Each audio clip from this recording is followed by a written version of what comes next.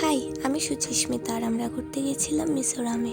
বাস ধরে প্রথমেই চলে যাই মেরিল্যান্ড হোমস্টে, যেটা আমরা বুক করেছিলাম। রুমে এসে ফ্রেশ হয়ে আমরা চলে যাই ডিনার করতে। আমাদের হোমস্টের কাছেই একটা রেস্টুরেন্ট ছিল, ওখানে খেয়ে আমরা চলে আসি আর একটু সময় ব্যালকনিতে বসে থাকি।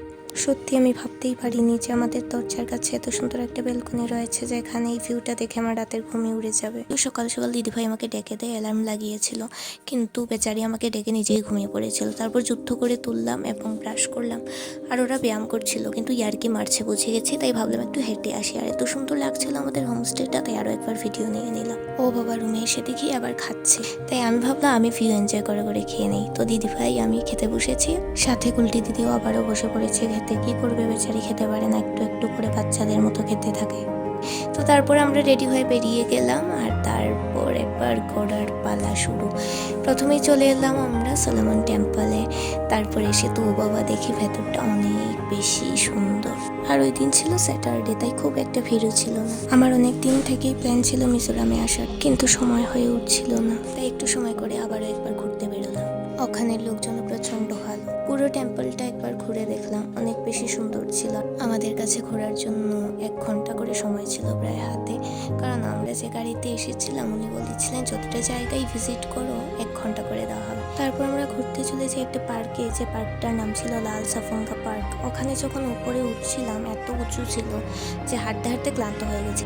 ওখানে কাঠের ঝুলন্ত একটা ব্রিজের মতো ছিল, আমি জানি না ওটার নাম কি, কিন্তু হাঁটলে মনে হচ্ছিল যে না এখনই ভেঙে পড়ে যাবে। আর এই পার্কে তেমন কিছু না থাকলেও ভিউ অনেক ভালো ছিল।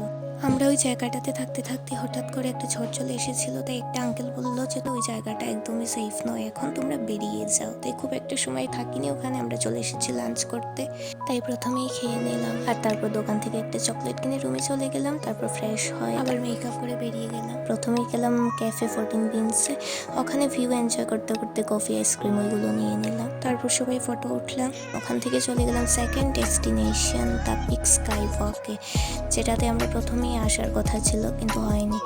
যাই হোক, আমরা যেহেতু একদিন সময় নিয়ে এসেছিলাম ওই জন্য আমাদের সব কটা জায়গা ভিজিট করা হয়নি যদিও, কিন্তু আমরা অনেক মজা করেছি। যে কটা জায়গায় গিয়েছিলাম অনেক সুন্দর জায়গা। আইজলা সব থেকে বেশি যেটা ভালো লেগেছে ওটা হচ্ছে রোডের মধ্যে এত জ্যাম দেখছিলাম, কিন্তু একটা হর্নের সাউন্ড ছিল না। আর এত শান্ত একটা শহর, যেটাতে আমি নিজেকে হারিয়ে ফেলি। জানি না মিজোরামে আর কবে আসবো, তবে মিজোরামের পরবর্তী ব্লগ নিয়ে আবার আসবো, যেগুলো বাকি রয়ে গেছে। অনেক কিছু বলার রয়ে গেছে মিজোরাম সম্পর্কে। সবাই খুব ভালো থেকো, আবারও দেখা হবে পরবর্তী ব্লগে।